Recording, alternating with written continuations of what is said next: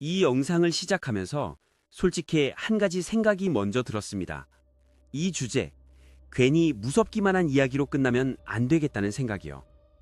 요즘 이런 걱정을 하는 분들이 정말 많습니다. 어제까지 멀쩡했는데 어느 날 갑자기 안 보이면 어떡하지? 지금 이렇게 살다가 나중에 후회하는 건 아닐까? 녹내장은 유독 사람을 불안하게 만드는 병입니다. 아프지도 않고 시력이 갑자기 떨어지는 것도 아닌데 알고 보면 이미 진행돼 있는 경우가 있기 때문이죠. 더 무서운 건 본인은 계속 잘 보고 있다고 느낀다는 점입니다. 두 눈을 같이 쓰고 있기 때문에 한쪽 눈에서 조금씩 사라지는 시야를 다른 쪽 눈이 조용히 메워버립니다. 그래서 이상을 느꼈을 때는 이미 꽤 진행된 뒤인 경우도 적지 않습니다. 저도 이 구조를 처음 알았을 때 등골이 조금 서늘해졌습니다. 그럼 지금 나도 모르는 사이에 무언가가 변하고 있을 수도 있겠구나. 그래서 요즘 가장 많이 나오는 질문, 이걸 그냥 넘길 수가 없었습니다. 불 끄고 스마트폰 보는 습관, 정말 위험한 걸까? 이게 원인이라면 나는 이미 늦은 건 아닐까? 이 질문에 대해 사람들은 종종 아주 단순한 답을 붙입니다. 거의 확실하다. 모든 원인을 스마트폰 하나로 설명합니다. 하지만 이렇게 단정해버리면 불안은 커지는데 정작 내가 뭘 해야 하는지는 더 흐려집니다.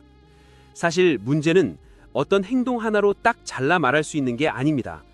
환경, 자세, 습관, 그리고 그게 얼마나 오래 반복됐는지가 겹쳐서 만들어지는 구조에 가깝습니다. 그래서 이 영상에서는 이게 원인이다라고 단정하지 않겠습니다.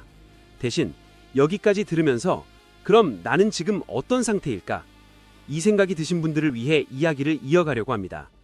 이 영상을 끝까지 시청하시면 겁만 주는 이야기가 아니라 지금 상태에서 현실적으로 할 수 있는 것들, 그리고 병원에서는 보통 어떤 기준으로 관리와 치료를 이야기하는지를 차분하게 정리해드리겠습니다. 이 질문을 제대로 보려면 우리가 흔히 하는 습관부터 살펴봐야 합니다. 불 끄고 스마트폰을 보는 행동은 그 자체만 놓고 보면 단순한 행동처럼 보입니다. 하지만 실제로는 여러 조건이 동시에 겹친 상황에 가깝습니다. 불을 끄면 화령과 주변 밝기의 차이가 커집니다. 눈은 그 차이를 맞추기 위해 더 많은 힘을 쓰게 됩니다. 여기에 고개를 숙인 자세, 턱을 가슴 쪽으로 당긴 상태, 혹은 누워서 한쪽으로 기울어진 자세가 더해집니다. 문제는 이런 자세가 잠깐이 아니라 하루의 끝마다 반복된다는 점입니다. 몇 분이 아니라 몇 년 동안 이어지는 생활 패턴이 되는 경우도 많죠. 눈 안에는 계속 액체가 만들어지고 빠져나가면서 균형을 유지하는 구조가 있습니다. 자세나 환경이 바뀌면 이 균형이 잠깐 흔들릴 수 있고, 그게 우리가 흔히 말하는 눈 안 압력 변화로 이어질 수 있습니다. 여기서 중요한 점이 하나 있습니다. 이 변화가 잠깐 있다고 해서 당장 병이 생기는 건 아닙니다. 이건 분명히 짚고 가야 합니다.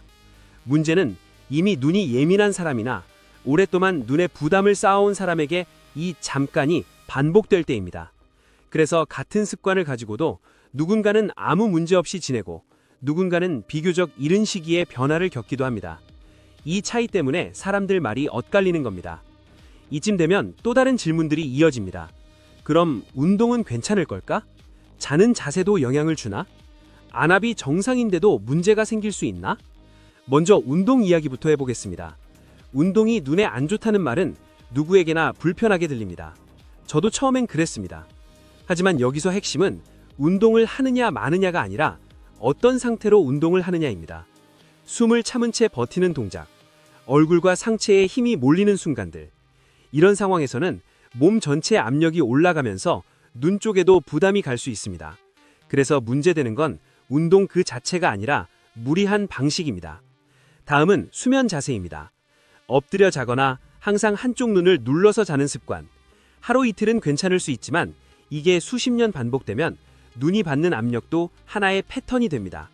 그리고 가장 헷갈리는 이야기, 안압이 정상인데도 문제가 생길 수 있다는 말입니다. 이 말의 뜻은 아무도 원인을 모른다는 게 아니라 안압 하나만으로 설명되지 않는 경우가 많다는 쪽에 가깝습니다. 눈 구조, 시신경의 강도, 혈류, 생활 습관이 복합적으로 작용할 수 있다는 의미입니다.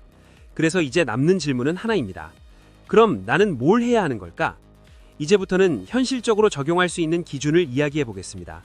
생활 습관은 완벽하게 바꾸는 게 아니라 조정하는 것으로 충분합니다. 불 끄고 스마트폰을 본다면 불을 켜고 화면을 눈높이에 가깝게 두는 것, 고개를 오래 숙인 자세는 의식적으로 줄이는 것, 이 정도만 해도 눈이 받는 부담은 확실히 달라집니다. 운동은 숨을 참지 않고 호흡이 유지되는 강도로 조절하는 것, 이 기준만 지켜도 불필요한 부담은 많이 줄어듭니다. 병원에서는 시력보다 안압과 시신경 상태를 같이 봅니다. 한 번쯤은 이 두 가지를 같이 확인해 보는 게 좋습니다.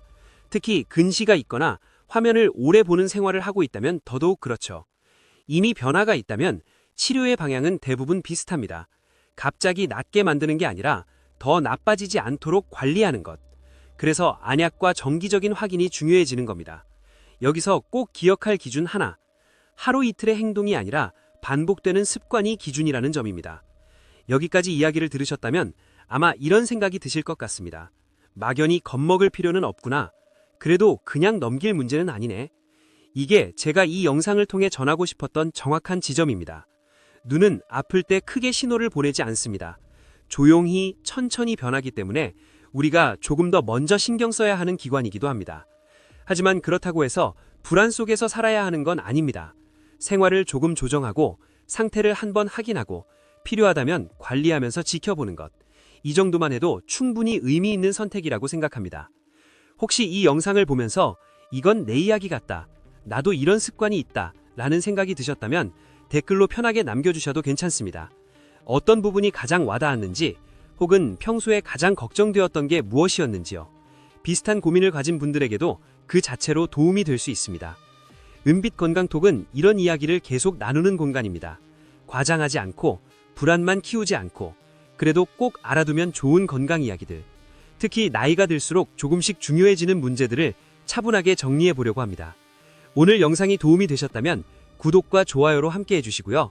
알림 설정까지 해두시면 다음 이야기들도 놓치지 않고 보실 수 있습니다. 앞으로도 괜히 무섭다로 끝나는 건강 이야기가 아니라 그래도 이제 기준이 생겼다는 느낌을 드릴 수 있도록 하겠습니다. 지금까지 은빛 건강톡이었습니다. 시청해주셔서 감사합니다.